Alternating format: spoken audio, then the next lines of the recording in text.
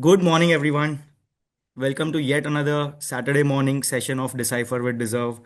For some of you who are joining us for the first time, in Decipher with Deserve, we delve deeper into a topic which is relevant that can impact the way you go about your investments.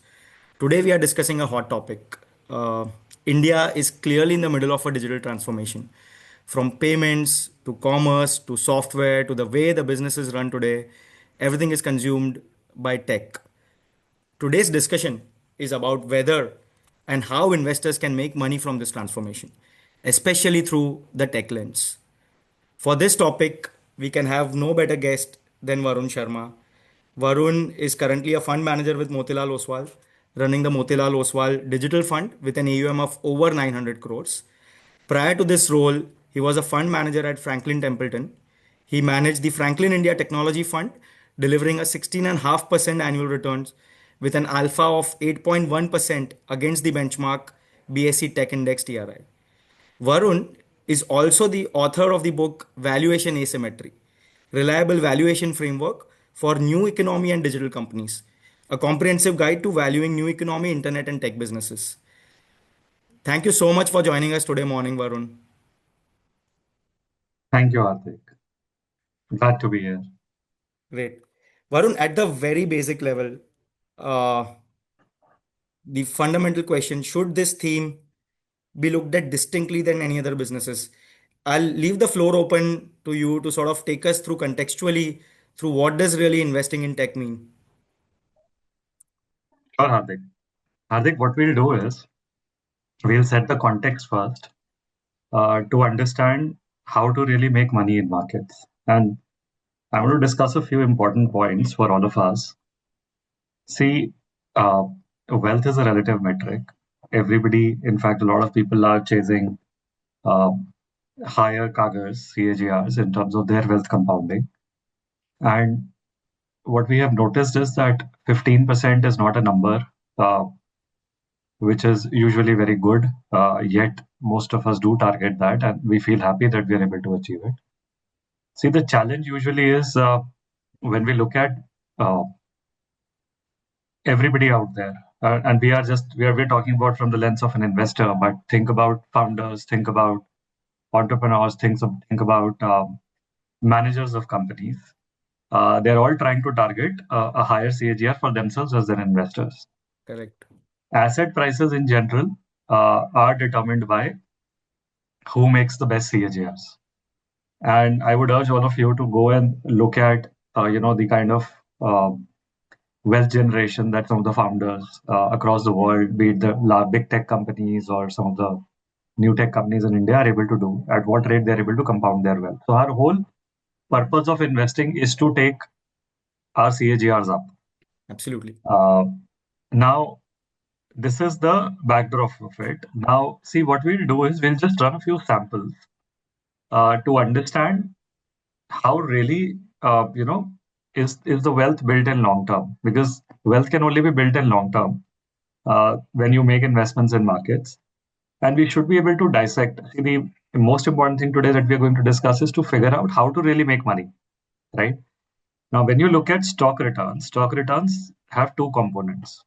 One is the business compounding element, and the second is valuations. Now, business compounding element and valuations go in together. If my business compounds by 10% and valuations improve by 10%, I make 20% CAGR broadly Correct. in a stock. So what we'll do is we'll look at some examples. Allow me to share my screen. It's not allowed right now, I think. You'll have to Sure. stop sharing. So what we'll do is we'll take a few simple examples just to observe how money is made in stocks. And these are things that are usually not talked about because there is so much of noise about the short term. Is my screen visible? We can see your screen. Yes. Yeah. So see, this data is available to public. It's available on Screener. Is Screener visible on my screen? We can see your screen. Yeah. Yes. I think I need some help from you, just from your memory, if you can tell us some certain stocks which have been listed for last 10 years, More than 10 years? at Any least 10, traditional play? at least 10 years. More than 10 years would also do. Okay. Let's say HUL. Okay. See, so Screener gives you this very useful data. So they give you 10-year sales growth, 10-year profit growth, and 10-year stock price CAGR. Okay. So what we'll do is we'll start noting it down also. So instead of naming the company, we'll just say stock one. So you have 7, 11, and 11, right? Right. 7%, 7% PAT, and this is 11. Right. Tell me some other company. Let's say Federal Bank. Okay.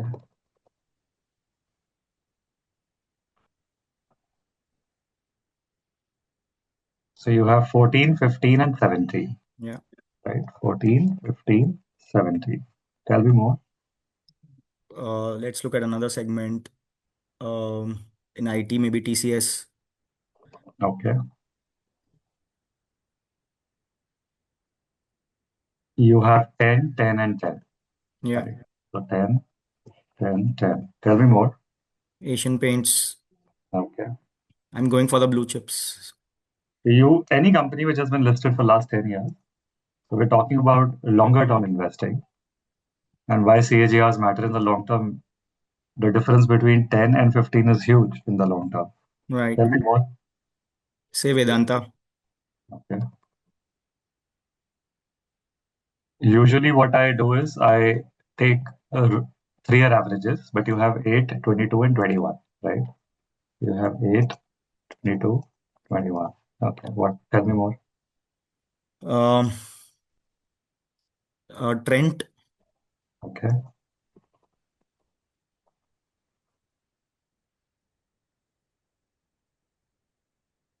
So you have 22, 48, and 39. Yeah. 22, 48, 39. Tell me more. Ultratech. Okay.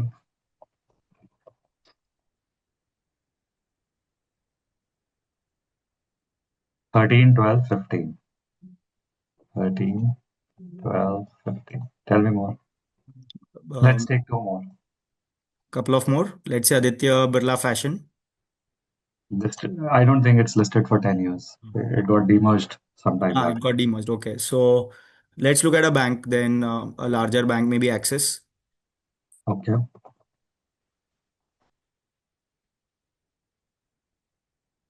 14, 14, 11. Yeah. 14, 14, 11. Let's look at Piramal then. It's an NBFC. Listed for 10 years? Should be, yeah. Guess so. Piramal Finance?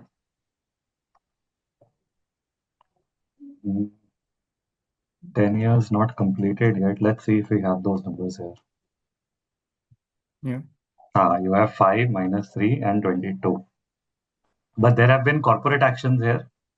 Uh, we'll talk about that also. -3, 22. Yeah.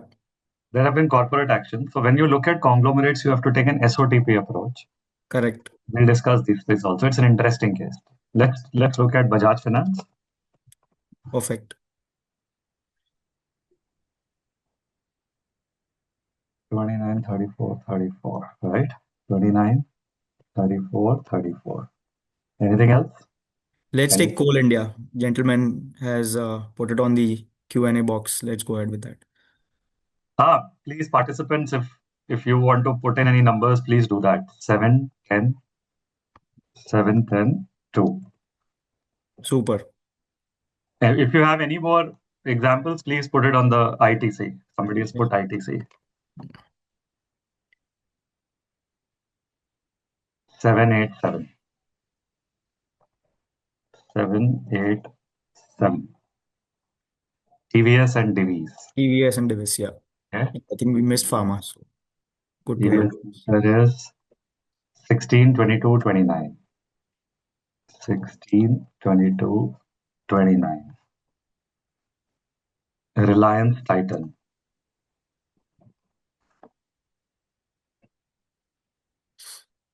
So Titan is 18, 15, and 27. 18, 15, 27. We'll take Reliance also.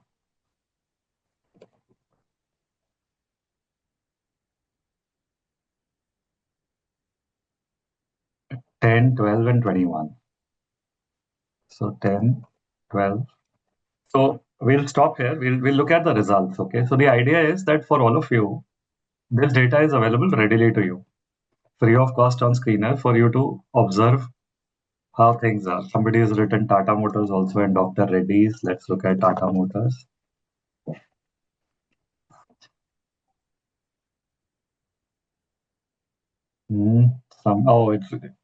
It's been renamed as passenger vehicle, so we may not get that data here readily now. Let's look at Reddy, the last one, and then I'll explain the results. So you have 8, 9, and 8, Dr. Reddy's.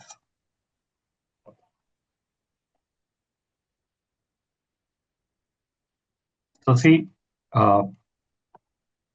this is what you get. Now, Correct. what we are going to do is we are going to see that of the stock price CAGR, what proportion. Okay, so you have two ways. Okay, so one is business and one is valuation. So we'll see that of the total stock price CAGR, how much is explained by the business growth, Earnings growth. Yeah. right? Uh, so this is what your sample is, and what you get is an average of 111%. Right. Okay. The reason to and over here we had one Piramal where there were corporate actions. So this is distorting the Right. sample because it is also uh, an SOTP play. So we'll Right. remove this for instance, but even if we include that, we don't have a challenge. I'll explain how SOTP works in these companies, but where you have steady state businesses, you know that on an average, 120% of my stock price CAGR is explained by business. Right. Now, this 500% number is also distorting the sample, so we'll remove it for a second. And then we get a number of 92%. Correct. So the clear takeaway is that whatever we may do, when we look at two factors of stock returns, one is business and second is valuation. Suppose, and I'll explain this further, business explains majority of it. Correct. Okay. Now, if I have EPS as a category and I use PE Yes. as a valuation metric, some places you use EBITDA as a uh, business growth metric and you PE. use EV to EBITDA. In certain cases, banks use book value and you use price to book value as a metric. In certain cases, you use cash flows and you use a multiple on cash flows as a metric. Correct. Okay, so valuations have various metrics and business compounding has various parameters. Now, if my EPS is 10 today and a PE of 10 gives me a stock of 100. If my EPS over 10 years grows to 100 and my PE remains where it is, which is what is suggested by this data, then I Right. know that all my returns, majority of my returns will come from business growth. Correct. So, in nutshell, we have our first takeaway, and you could expand this to 100, 200, 500 samples as much as you want. First takeaway is valuations are of no use. I'm sorry I'm making this statement, but you must understand valuations are of no use. So essentially, the point you're trying to make is your stock performance is a derivative of your business growth. Business performance. So, all those people who tell you that we are value investors, you should know how poorly they would have performed over longer periods. Okay. If you look at value investing style and growth investing style, value investing style destroys value. Growth investing is the only form of investing that generates returns because all of your 90%, and 90% is a very, very significant number, even statistically, 90% of your explanation of returns is done by business growth. So again, I'm making this statement for everybody to take home. Don't fall into the trap of value investing. It will make you relatively poorer. Now, let's focus on the business piece. So our first takeaway that we've talked about is growth investing is the only way to make higher returns. Now, how do we ascertain that? Okay, so what I'm going to do is I'm going to sort this, and I would urge all of you at your level to do this exercise. It will be very, very useful. So what we are going to do is we are going to sort this by stock price CAGR.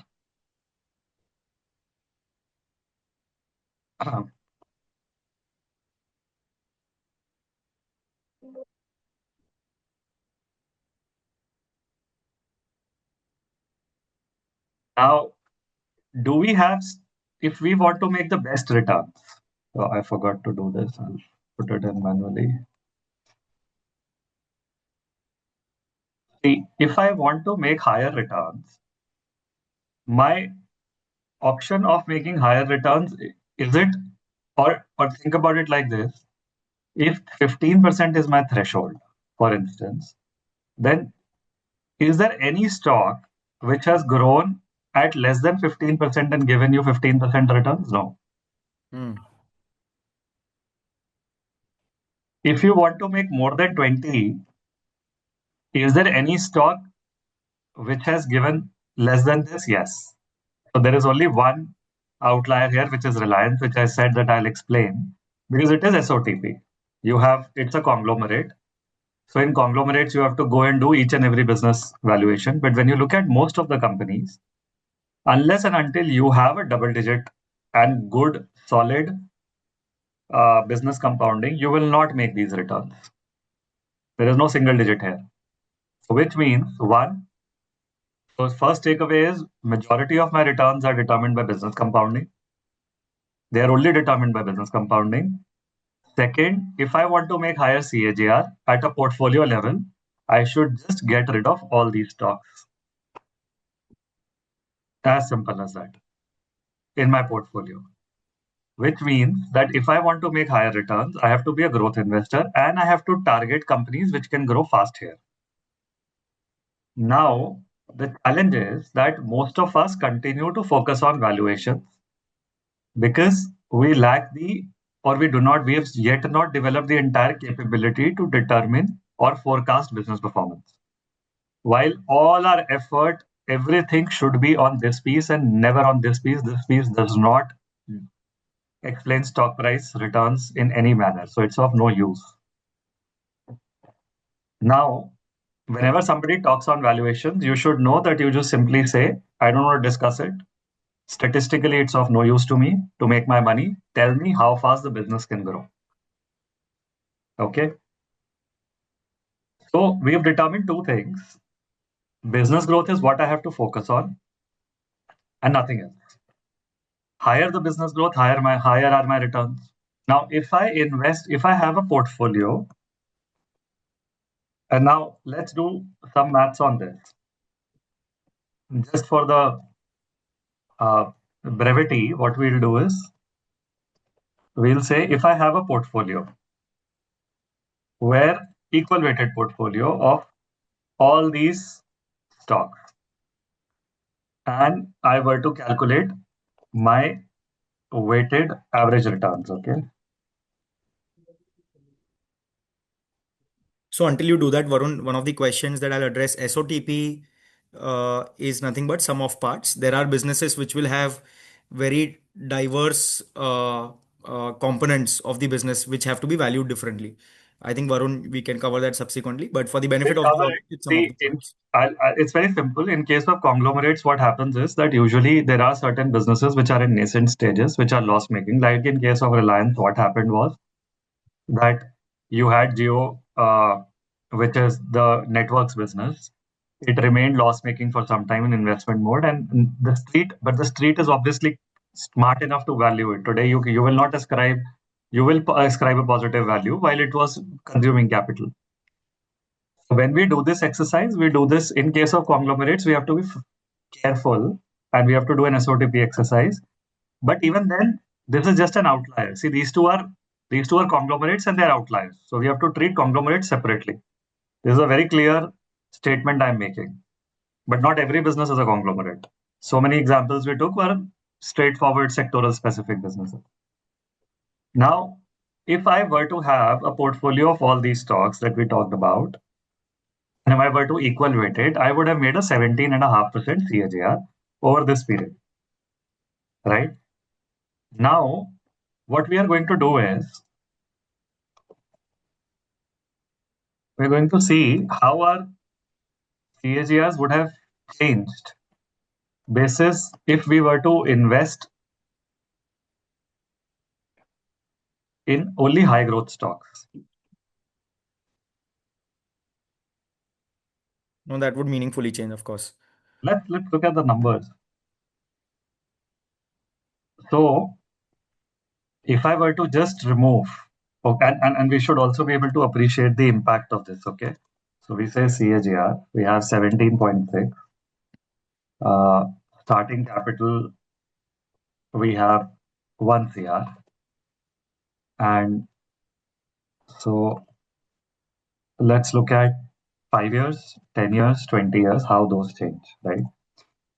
So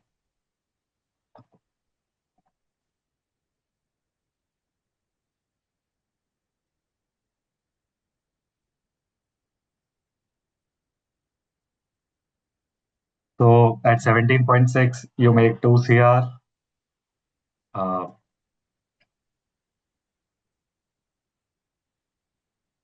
so this becomes 26 CR Correct. by in 20 years, right? Not bad. Now, if I were to remove just the three stocks from this and look at how my returns would have changed, we go up to 20.6, Correct. doubling. It's a huge difference. 26 CR and 42 CR determines whether in the best of in the cities, whether in the best of areas, you can buy a 4 BHK, 3 BHK, or a 6 BHK, or a penthouse. Yeah, you can Now, perhaps afford a Magnolia. yes. So you could have purchased a house in Magnolia if your starting capital was 1 crore 10 years back, but you cannot purchase it if you Yeah. were at 17.6. I want all the participants to appreciate just the 3% CAGR difference over a longer term period, how much it is. Now, if I were to remove the next three stocks, I go up to 23.9. You go up to 73 crores. If I were to remove just one more stock, you go to 25.4. You go to 92. You buy two Magnolia houses. If I were to remove these two, which are in the sort of like the median middle mode range, then I go up to 28 and a half.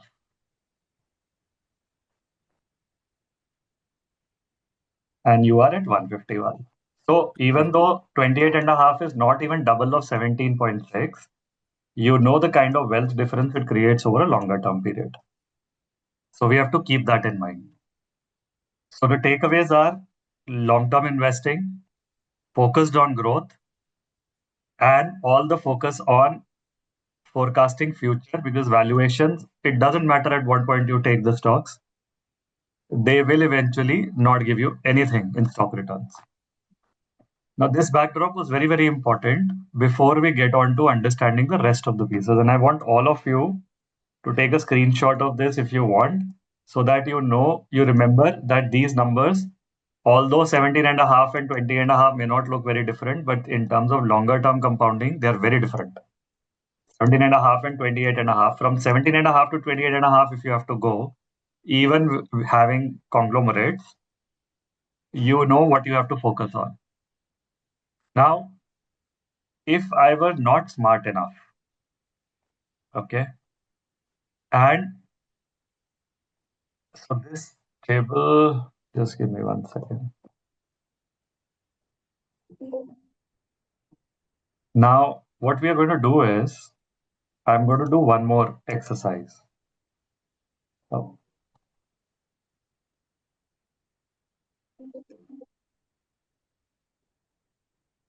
give me 1 second.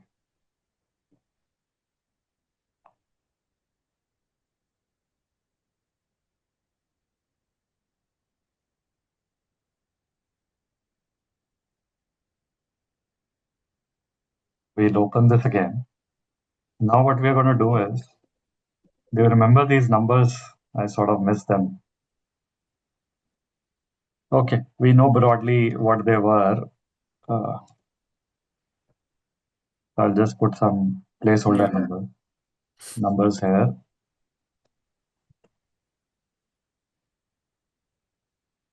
just to get a sense of what it was. Okay.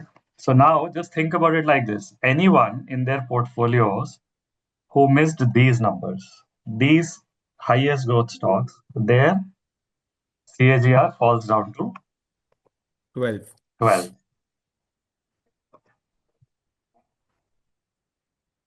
So from 12 to 28, it makes a difference of 15 wealth rupees. for one generation and wealth for 100 generations, right? So everyone has to be mindful of this factor. Now, in the last 10 years, somebody would have definitely converted 1 crore to 3 crore. Somebody would have definitely converted 1 crore to 12. It would have happened, right? Either to direct stocks or through a combination. So what we are trying to say here is that let's be mindful of these factors. And now let's get on to the discussion on digital. See, digital is something that's going to become huge eventually. So it is today about 8% of our GDP. It will go up to 20% of our GDP very soon. But this will not stop here. This will go up to as high as 70 to 80% of our GDP. And I'll explain why. See, when you look at GDP, how is GDP determined? GDP is simply determined by the GDP of industries, right? So you may have, broadly, you say you have manufacturing, you have agri, and you have services. Now you could break down manufacturing into defense or whatever it may be, right? Several factors. But agri remains broadly what it is. We are not focused on that. Then you have services as well, right? In nutshell, we are saying let's look at various industries and aggregate various industries GDP, right? So how does it work? If we look at the traditional industries, or the way we call it non-digital piece, IT is non-digital now, and I'll explain why. You have several industries where if you look at 5-year growth rates of those industries, you would realize it's more or less in line with our nominal GDP growth of around 8.5%. So for instance, IT was 7.4% growth, travel and hospitality was 7, media was 7.5, payments was 9.7. Now in various sectors, you saw many digital companies coming up and you look at their revenue growth. For instance, a Policy Bazaar has grown at 48% every year, year after year. And so they've done that in 5 years. So we know that when we look at the digital layer of the GDP, it is growing at very high rates as compared to a nominal GDP growth. Now I'm coming back to our assessment of the business growth determining stock price growth. Let's look at Eternal, for instance. Whatever data may be available, it's shorter term. But if you look at 3 years, which is the max available right now, 69, 32, 66. We are more interested in getting longer term data because shorter term, there can be obviously be volatility and disruptions. Let's look at PB FinTech. So you have 3 years, 52, 34, 60. We didn't see any 60 anywhere else, but I'll show you some US data, which will be very, very useful for you. Okay. So what I'm trying to highlight here is that, and this is a very useful example quoted by a lot of people. Let's look at Paytm also. So you have 12, 12, 35, but it is obviously down as compared to the IPO price. So longer term stock return will be determined by these two factors: sales, profit growth. Now, I'm just saying that imagine if you had a portfolio of just these companies, right? And let's look at broadly where the stocks are versus their IPO prices. MapMyIndia has almost doubled, RateGain is almost tripled, TBO Tech is 1.5 times. Affle from their IPO in 2018 is almost 10 times. eMudra is 3 times. Info Edge long back, so we're not considering. Paytm is 30% lower than IPO price. Zomato is 3 times, 3.5 times. Policy Bazaar is almost 2.5 times. Delivery is where it is. So most of the stocks on an average are at least 2.5x, barring one or two. So if you had a portfolio of all these stocks, you would have realized that your portfolio would have returned even in 3 years somewhere similar to what the company growths were, right? This is where the opportunity is. Now, if this happens for a longer time frame, we are talking about 10 years, 15 years is what we were looking at in Screener. You get what happened in the US. So if you look at US, what you get is digital versus non-digital companies. See, US as a geography would have grown at about 3 or 4% nominal GDP growth. This is where the non-digital companies Correct. 15-year revenue and operating profit CAGRs are. And this is where the digital companies' revenues and operating profit CAGRs are. And you see the correlation again.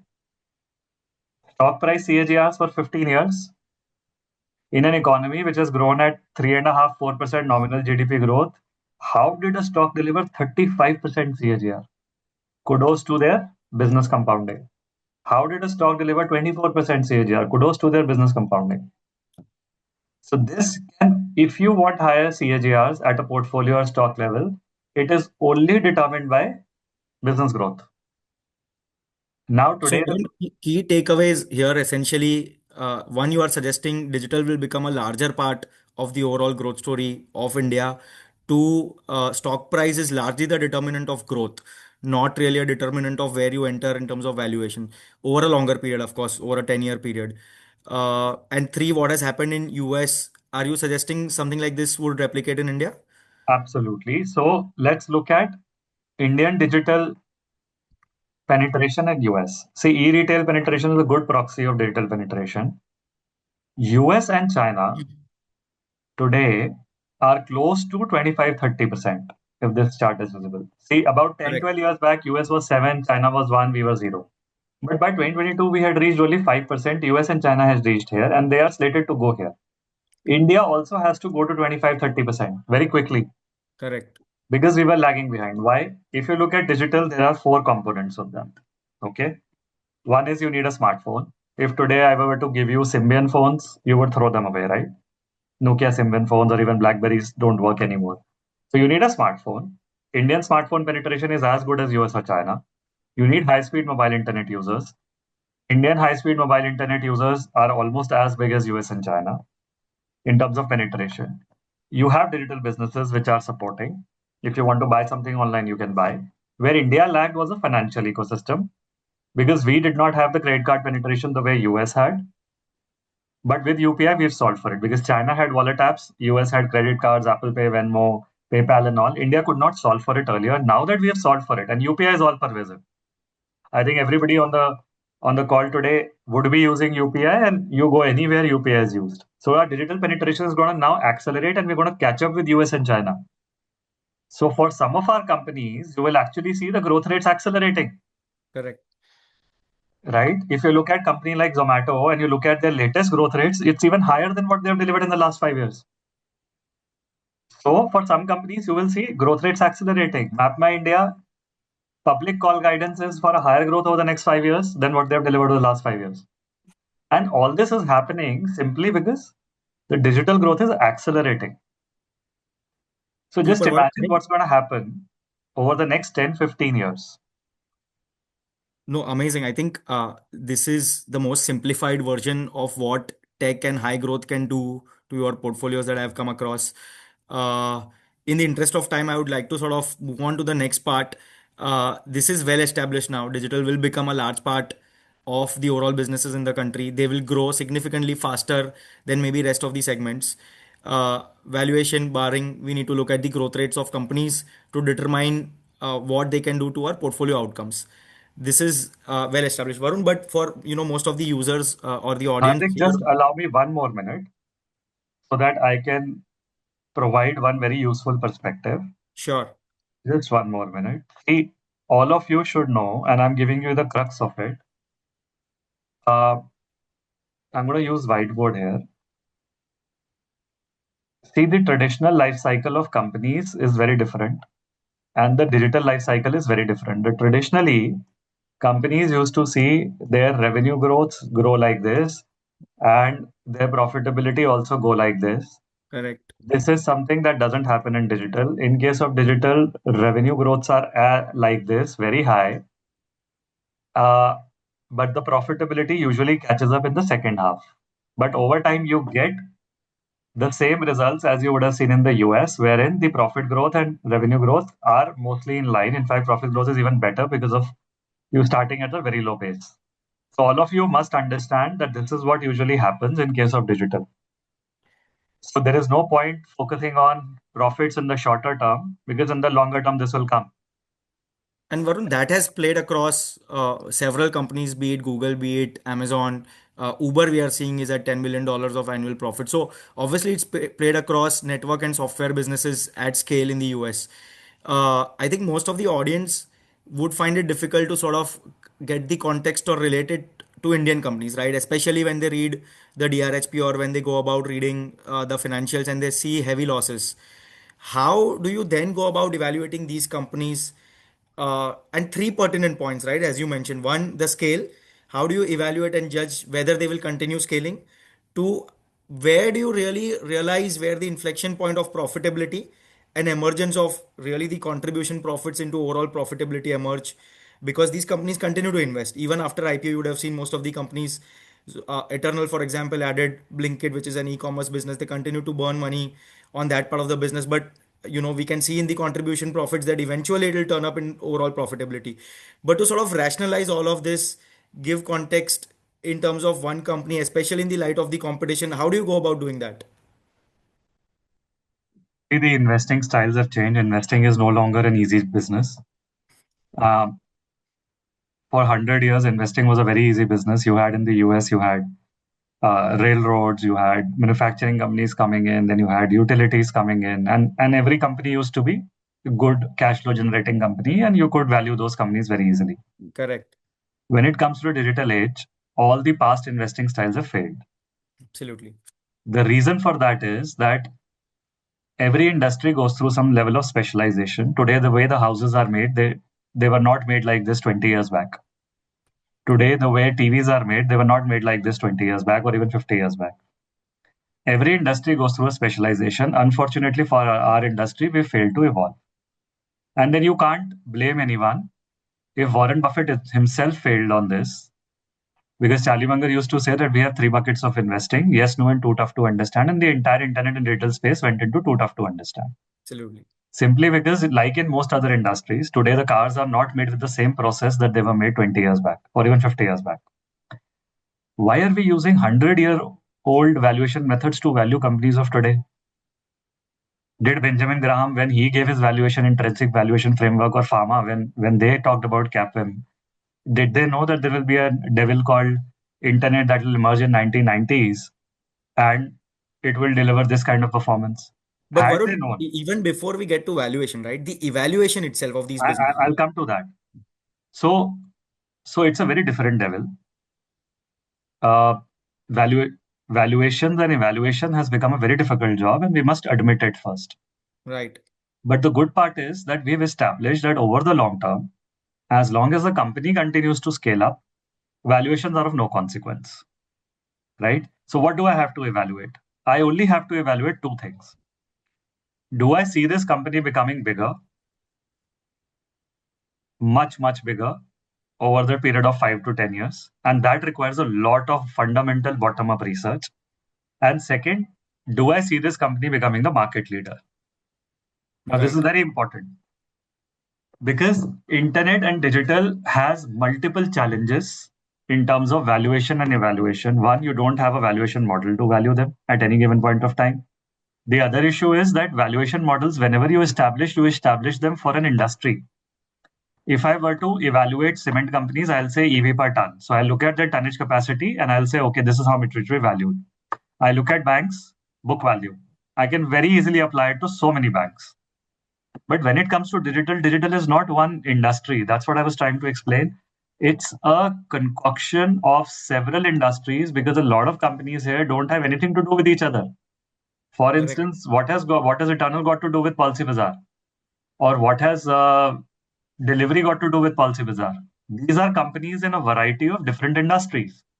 So even if you solve for valuation or evaluation of one company, how do you apply to another company? A TBO Tech and MapMyIndia and RateGain are broadly in the same industry, but very different businesses, very different subsegments. So, as I told you, evaluation one, will this company become bigger? A lot of bottom up research has to go into that. Two, will this be the market leader? Because unfortunately, in digital, you will only have market leaders capturing most of the market. They become digital monopolies. Today, nobody is bigger than Apple when it comes to an integrated device, hardware, and software. Apple has 100% market share in that because Right. Google's own Nexus is hardly anything. Today, Google is the largest when it comes to only the third party software on mobile OS. Today, Microsoft is the largest when it comes to enterprise OS or laptop OS. So today, Amazon is a pure monopoly when it comes to e-commerce in the US. Everyone else is so subscale. So unfortunately, so why is it that people left out in terms of investing in this space? They did not know how to value them. They did not know what factors to focus on. They saw capitulation. Nobody wants to see their money go down to zero or go down 90%, right? So one wrong call, one wrong bet, you will lose money and a lot of money. But one right call, you will make a lot of money. Today, Netflix is a clear leader, right? They've in fact now bought over Warner Brothers also, so you know their position is only strengthening. Today, Facebook is a clear leader. So you have to focus on these things. You have to build scenarios. Plain vanilla style of investing is not going to help anyone here. Varun, that brings me to a related question, and if you can allow me to share, I'll just want to present my screen for a bit. So, So, as you mentioned, some of these businesses spend years trying to sort of create monopoly, duopoly.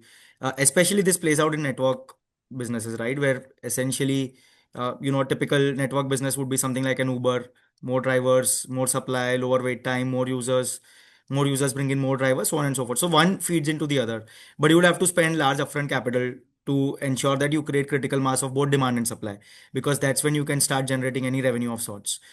But at some point in time it was a theme where people assumed that first movers advantage would play out and some of these would become absolutely large. It would be difficult to disrupt them. But across these themes, and I've noted it on the right hand side, be it urban mobility, be it quick commerce, be it payments, we've mostly seen emergence of a new kid on the block, right? It could be a Meesho or it could be a Rapido. They are eating into the market share. They are emerging as the new heroes. Do you see that disruptors being disrupted? And this actually makes it all the more difficult to even evaluate and see durability and longevity of these businesses. the whole process, as I said, is extremely difficult. Now, uh, when you look at disruptors, it's easier said than done. If today, Hardik, you and I decide to start quick commerce, 99.9% chances you and I will fail, Correct. right? These businesses are easier. Uh, it's easier to comment on them, but when we really see the kind of excellence that goes into these businesses, it's humongous. Look at the number of deliveries Amazon is managing, and with what kind of success rate. Look at the deliveries that Zomato or quick commerce companies are managing, and at what success rate, right? Correct. Uh, why they focus acutely on scale is because with scale you get a lot of operating leverage, and you are able to become a digital monopoly quicker. Absolutely. So there will be disruptors who will come in. We have to evaluate them whether this company can do better than the other company or the market leader here. If they cannot, they will eventually fall off. Because a lot of us think that you can throw capital behind something and it can be done. It won't be done. If it were Correct. to be done, then you have the largest conglomerates in the country who have tried, attempted quick commerce and failed, right? Absolutely. So it's not done that easily.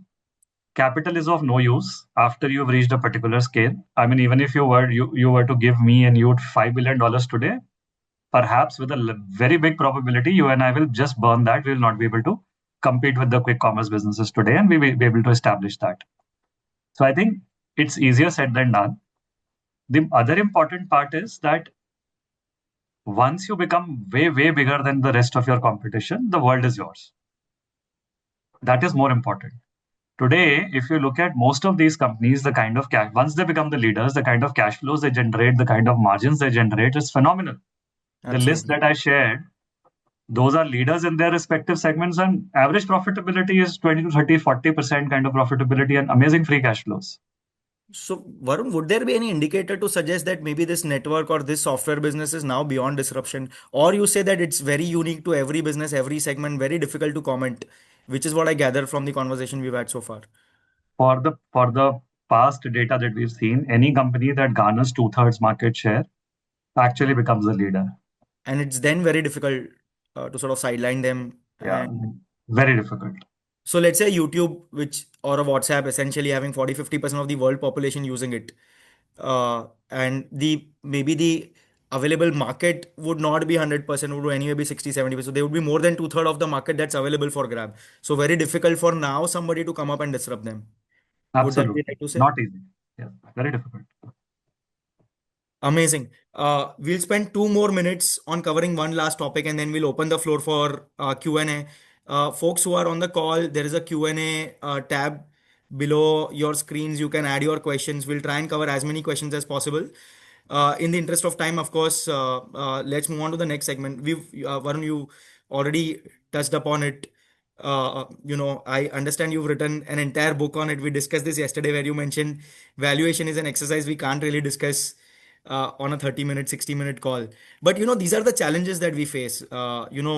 They say that the largest cab company in the country today, or the mobility company in the country today, has no cabs. The largest apartment business, which is Airbnb, has no apartments of its own. They don't own any apartments. Uber doesn't own any cabs. There are no assets. Most of the companies, there is, no E for us to sort of do a P analysis. Traditional financial statements, as we've discussed, do not really capture the value drivers of the businesses. And then there are no templatized business models that you've spoken about. Any parting thoughts from a fund manager's lens on any proxies? Let's say it could be P2B, it could be P2B to growth, sorry, P2E to growth, or it could be at stable state profitability and growth. What would some of the proxies be in your mind? I also want to bring out a point which we didn't cover initially, but there have been businesses, especially in the internet world, 2001, etc. Businesses did great, but for the valuation to come back to the 2001 hype took maybe 7, 8, 10 years.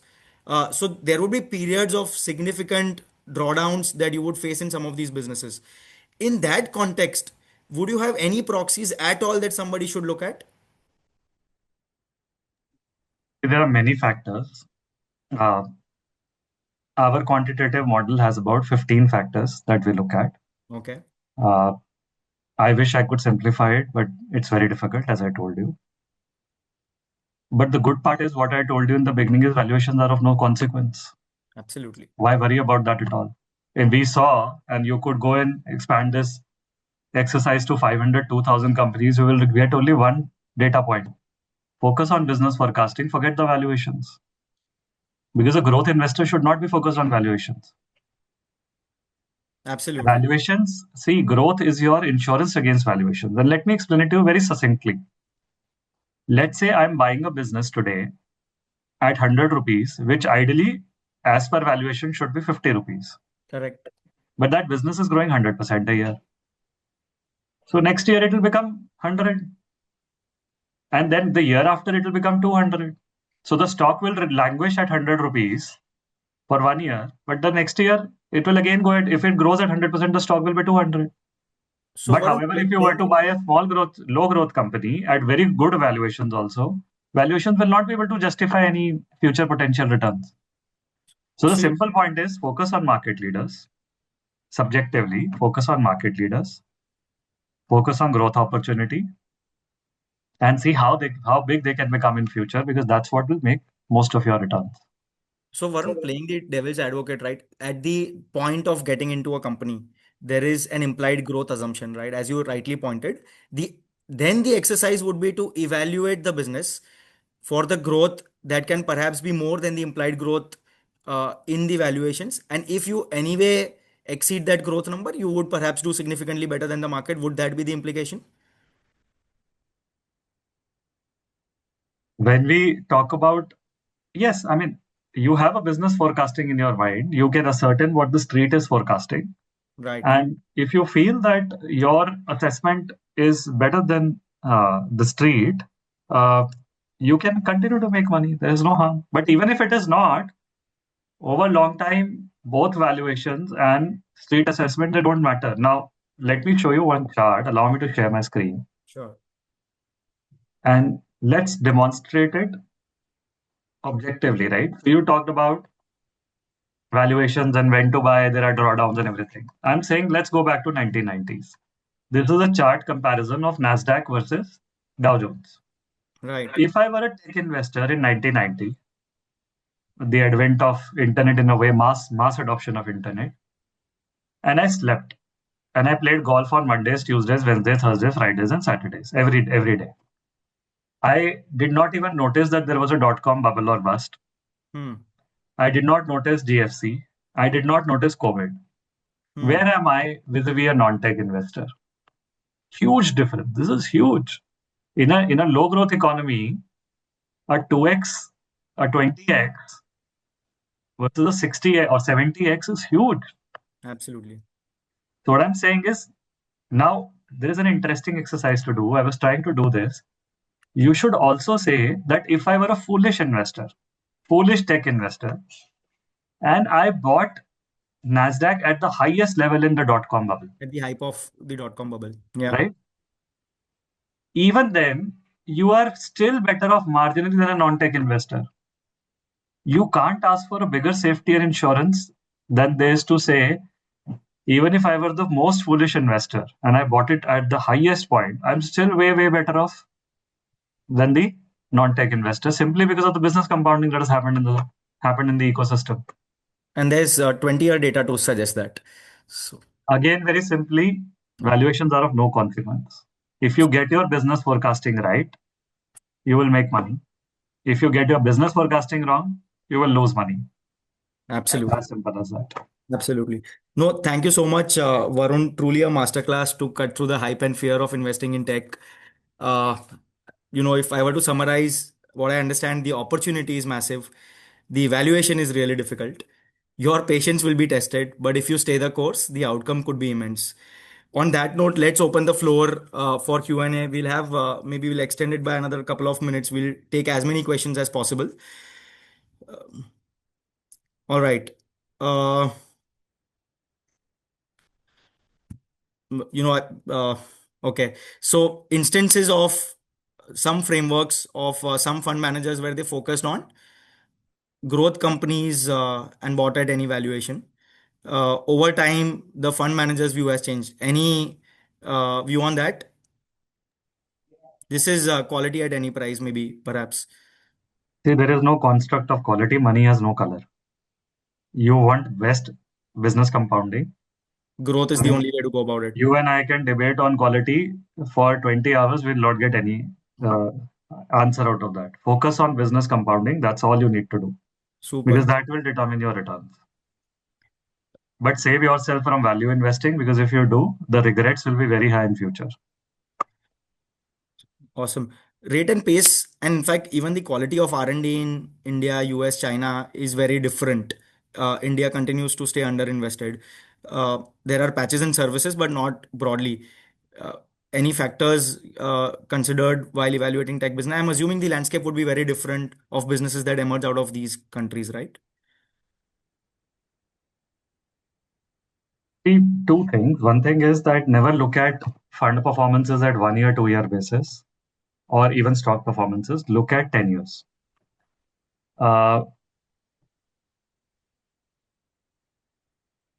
See, India has different things to solve for. US has different things to solve for. China has different things to solve for. But I'm saying forget everything else. We have taken the top-down view of GDP growth and where the digital GDP is growing. Right. Now let's take a bottom-up view.